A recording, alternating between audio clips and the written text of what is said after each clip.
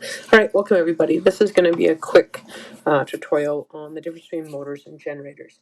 So in order to understand this the best, you need to make sure you understand how energy is going to be related in this particular set of outcomes. So when you look at energy, obviously that is the ability to make matter change. So energy is the ability to do work, or again, that can change matter. So there's two types of energy we're going to look at. We have our electrical energy, which again, hopefully you are understanding that that is the movement of electrical charge, right? So either this can be a buildup and I can have static discharge, or obviously I'm going to have those electrons moving through a wire. So that's your electrical energy, right? Again, the whole rules of charge apply here. So remember that our electrical charges always move from an area of positive to negative, and that's going to be really important as we move through the next few sections. The other type of energy is mechanical energy. So think of this, it's an interesting way of looking at it. Think of it as physical energy. So I can physically move something, so a physical arm or a physical object. And now, of course, in order for me to have mechanical energy, I need to put energy into the system. Both of these forms of energy, you need to have a starting or an input, and we can then transform from one form to another. So if you look at electrical energy, I can't just snap my fingers and say I have electrical energy. I need to somehow create this buildup of charge. So I can either do that by looking at a magnetic field and running a wire through it, or again, I can hopefully create it by using a generator. So if I do that, I need a mechanical energy that can help create electrical energy, but I can also take electrical energy and I can also create and transform into mechanical energy. So these two can basically build and transform the other. So who we can thank for this, there's basically two people. The first person is someone by the name of Christian Ørsted. So in the early 1800s, this was a really important experiment that he did. But essentially, you have electricity here in these wires. So this was one of the very first batteries. There's a French gentleman by the name of Voltaire who became very, very good at creating these batteries. And so we have electrical current running through these wires, right? Now what Ørsted did is, it was actually by accident, he had a compass that basically when you put an electrical current over a compass, so again, remember a compass is a magnet, it deflected the compass, and it actually always deflected at 90 degrees to where the current was running, which was really interesting. When he took the current away, all right, so he had no more current, that needle then went back to its resting position and it wasn't deflected anymore, okay? So it was really quite interesting that he was starting to look that where you looked at the magnet, it always worked perpendicular to where you had this electrical current. And so he thought, is there a relationship between electricity and magnet? And of course there was. And we can thank a gentleman by the name of Michael Faraday. So Michael Faraday was the one who took his Ørsted's idea, went a little bit further, and he then started to play around the idea, if I were to take a permanent magnet, one that had a north and a south. And so remember, when I have a permanent magnet, all of the electrons that basically form this particular material, they all kind of rotate in a very specific way, and all those domains line up. So we didn't understand this, obviously, in the time that Faraday figured this out. But what he did realize that if you took this permanent magnet and a coil of wire, and you actually moved one past the other, and I could either move the magnet or the coil of wire, you basically created electrical current. And this essentially was the very first generator. Okay, and this was, you can thank him for everything, every single electrical device you have within your possession. So this is a really important summary. We've already learned this. So we know that magnets create these magnetic fields, and they always move sort of north to south.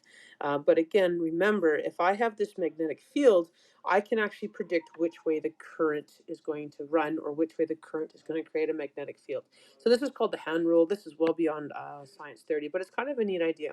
But if I were to take the electric current and I were to hold it in my right hand, and I have my thumb pointing in the direction of the current. So if here's my positive and to my negative terminal, you can kind of adjust your hand so that your fingers would be here and your thumb would be sticking out here, right? The way that your fingers are pointing, again, it's going to be 90 degrees to this electric current. That is basically your magnetic field. And so this idea of fields or things working perpendicular to each other is going to be super, super important. And we'll see why in just a minute. So when you take a look at motors specifically, we're going to start there. You need to know and make sure you understand that motors use energy. They use electrical energy, and they use it to move something. Okay, so this is a really important concept, and I think most of you know this. So think of an example, anything that has a fan, think of a blender, think of a drill, anything that basically has a moving part that rotates, and I need to plug in or use a power source. This is a motor. So motors have inside them two special magnets. You have a permanent magnet and you have an ever-changing magnet. So how a motor is going to work is you have to first make sure you understand the key parts. You have inside something called an electromagnet. So you have a magnet within a magnet. So let me see if I can summarize this for you. So if you take a look within my diagram here, I have a magnet here at a south and a north pole. These are permanent magnets. These are things that will never change their polarity, and they work like our last magnetic fields that we've learned. So it's no different than if I have a bar magnet, and here's a north and here's a south. I know that those magnetic fields and that magnetic flux is going to move from north to south. Okay, so I can almost put in a magnetic field right here. Okay, that's permanent. Now inside this, I'm going to highlight it in green, is this nail. Now this nail is non-magnetic, but you'll notice that I have it set up to a power source. So essentially I am creating an electromagnet or an ever-changing magnet, so I can choose which end is north, which end is south, by essentially putting in the current. So again, remember, positive we understood was more the north, negative was the south. So here's the really cool thing. If I have the current flowing positive to negative, I have a north to south, but I can then flip the current and I can now flip it this way. So I can now change this smaller magnet inside. And if I can do it properly and say maybe have a north polarity inside my ever-changing facing my permanent north, I know that north and north repel. If I have my south and I have it pointing at my south, I again know south and south repel. And that's exactly what's going to happen inside my motor. I'm essentially going to be creating a motor within, magnet within a magnet. And one of these magnets, think of it as kind of, it's schizophrenic. I can change its north to south, and that's going to be an essential point in going forward.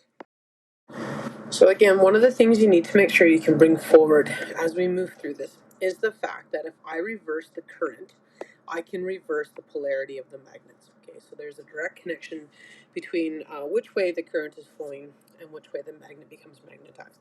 So in order to do that, I need a way of stopping and starting the current. And that is through a device called a commutator, or something called a split ring.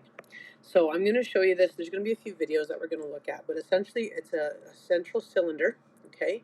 And this cylinder would have connected to it the brushes. So these brushes have a direct connection to the power source, okay? So this is just one side of it. So this cylinder, if you look at it, there is going to be a gap or a split that runs straight down the middle of the cylinder. And when these brushes are touching the gap, okay, you basically have no current running through. So whatever your polarity of your magnets were, they stop being that polarity. And then once you reestablish and you are now touching the cylinder, so when you actually have contact with this commutator, you now have current that can go through, and then you can reestablish. And again, the polarity will switch.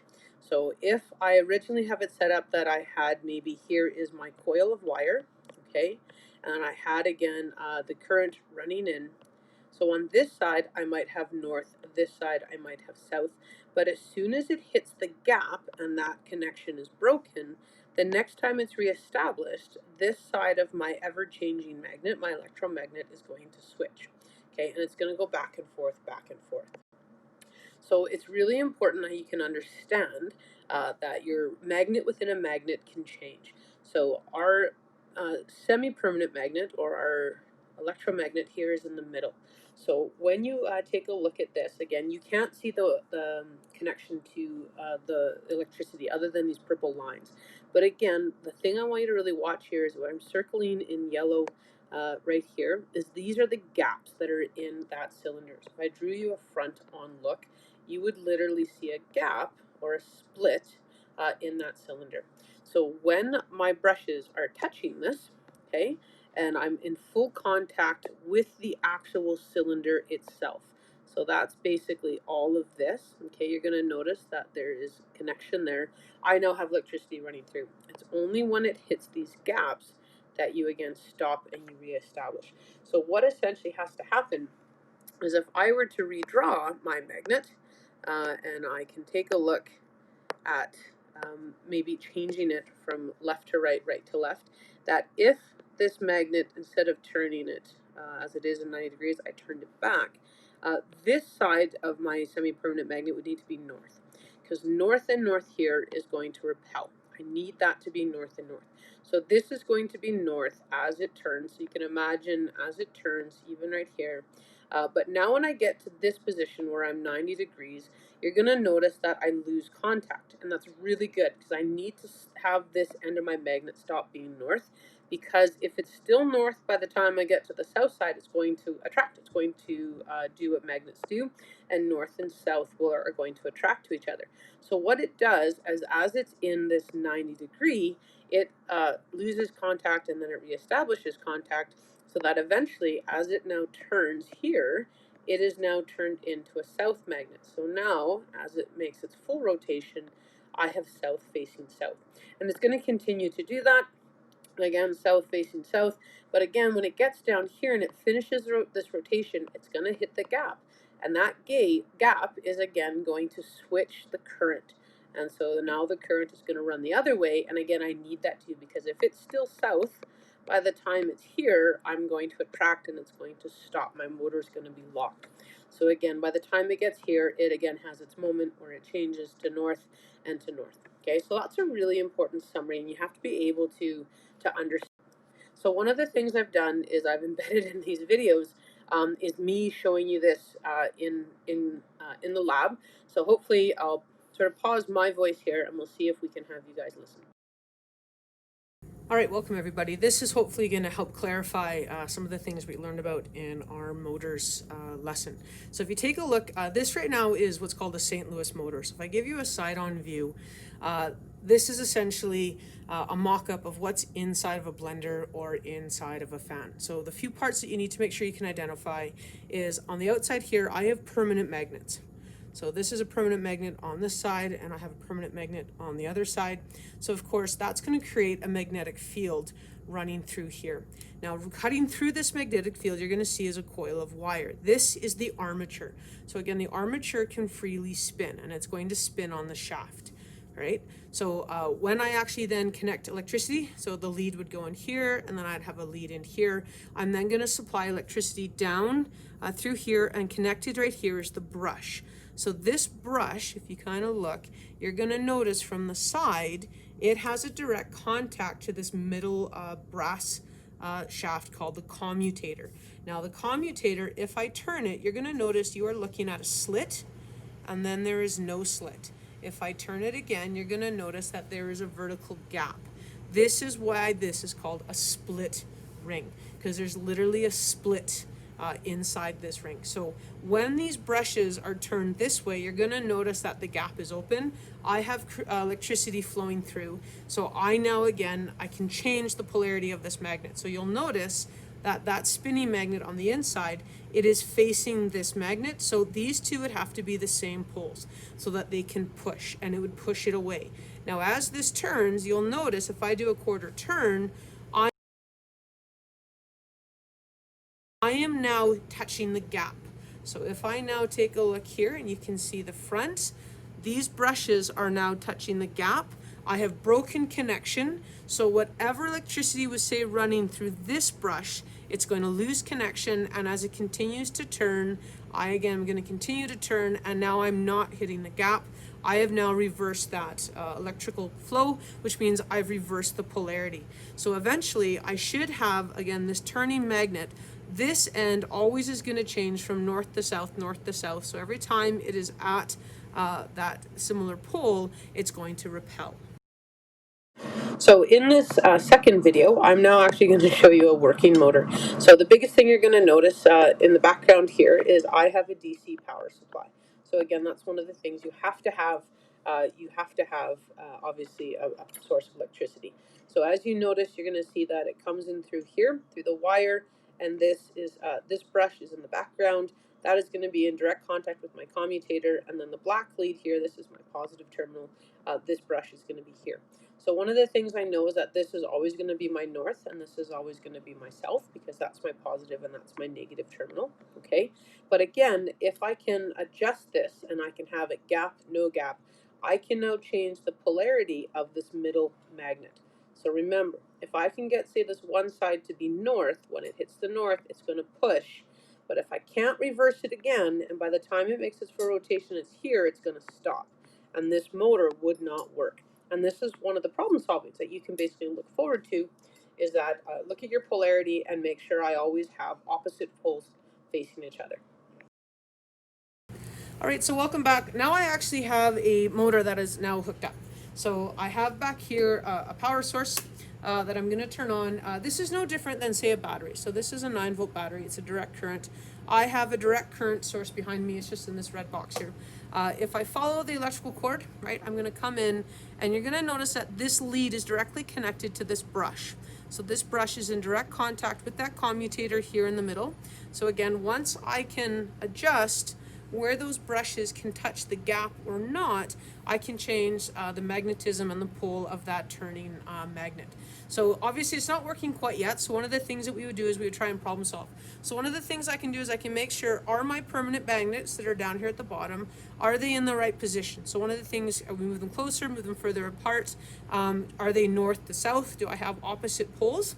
The other thing I can also do is I want to make sure that I have good connection, and I might even just give my little motor just a bit of a tap. And if I have the right current, you're going to notice it's wanting to move, but if I just give it enough of a push and I make sure my current is running through, I'm no longer touching this. It's not going to slow down, unless, of course, as I'm recording the video. So this is now, again, that continual reversing that pole. So I've now just turned this off. So hopefully that gives you a better idea of how our motors are actually working.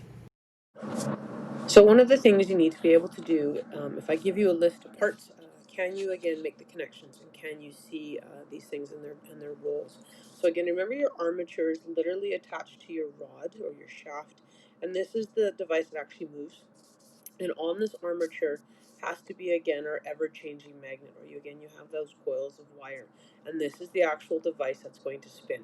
So on the end, this might be your fan blade, or it might be your drill bit. Okay, so your armature is the actual thing that rotates, and it again has your electromagnet in the middle. And again, this is the magnet that can change its polarity. It does that because it's connected to the commutator. So again, this is, in most normal motors, this is that cylinder that's in the middle. It's going to be attached to the brushes, so this is a really important connection. And those brushes literally are connected to your positive and negative electrical leads, and they all are about touching the gap. So again, down the commutator is a split, and that's why this is called a split ring commutator. And when you have contact, you have electricity flowing the one way, and when it breaks, it flows the other. And that again changes the polarity. So the other thing that has to be there is, obviously, in order for this to work, I have to have permanent magnets. So I have a magnet within a magnet. So these are the permanent magnets. They're always on the outside. Okay, and again, this would be my north, this would be the south. And they would always create those magnetic field lines that go across. And ideally, if you make your motor correctly, you should have rotating between these, and again at 90 degrees I would have again my coil, and again as I'm crossing these field lines, again ideally at 90 degrees, this is where you get the most impact. So again, hopefully you can visualize.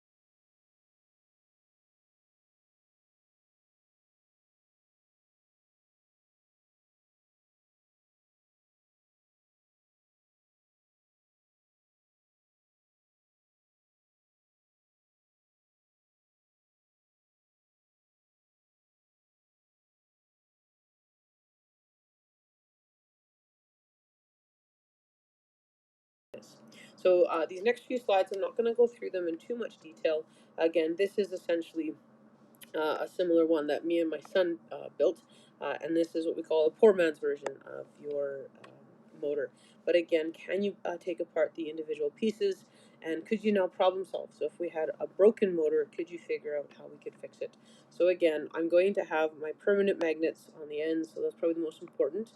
One of them is always going to be north, the other one is always going to be south. Okay, that's number one. Make sure again you have a direct source of current, and those are directly connected to, again, your brushes. So those brushes have to be in contact with your commutator, or again your your split ring, and make sure you can understand the importance of that. These slides just help you go through that, and it just takes apart each of those different aspects. If you have any questions, again, please let me know. So this is a great summary of how a DC motor is going to work. The next slide is going to be an exit slip. So only proceed when you think you could do some problem solving in the next slide. Okay, so if you made it this far, this is a great little checkpoint to see how well you understand the idea of motors. So I have all the parts up here in here. Can you actually identify and understand the basic rules? Okay, so if I were to put these motors together, you have either choice A, B, C, or D. Which is the motor that you think is going to be the most effective? Which one's actually going to give me my working motor? So pause this video and let's see if you can figure it out. Okay, so hopefully one of the first things you're going to notice is do you have your commutator, your split ring commutator, in between the permanent magnets?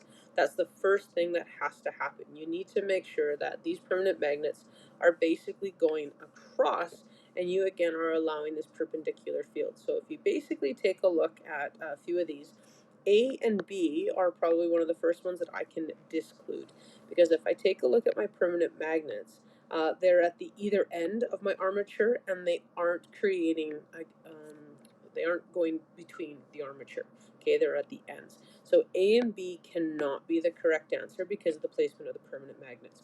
So that leaves us down with C and D. So both of these placements, I have again those permanent magnets creating that magnetic field across, and again it's going to hopefully work at 90 degrees to again my commutator. So the next thing I have to look is, do I have that commutator attached to the source? So this, again, if I follow the leads back, I have a brush attached to the source, which is great.